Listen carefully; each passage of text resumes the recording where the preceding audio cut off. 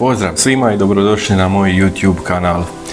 Evo, nakon dugo godina provedenih s one druge strane objektiva, sad je vrijeme da i ja stanem malo ispred i sa svima vama podijelim svoje znanje i iskustvo iz fotografije. Za sve one koje zanima nešto više o meni, idete tamo ovdje, to je sa vaše desne strane, moje lijeve, nalazi se opis kanala. Svi onako interesantni detalji o meni, moja biografija nalazi se tamo.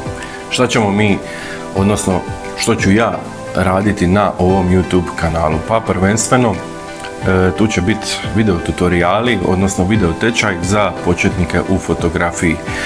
Svi smo jednom počeli u fotografiji, svi smo jednom bili početnici. Ja se stvarno nadam da će ti video tutoriali možda potaknuti nekoga da uzme fotoaparat i da krene snimat i da stekne neke nove vještine. Pa u planu su nekakvi behind the scenes videa, kako snimati sa pametnim telefonom, odnosno sa mobitelom, a isto tako bit će i nešto riječi i o povijesti fotografije, odnosno analogna fotografija. Znači, od svega pomalo. Mogli bi onako to nazvati da će biti all things photography.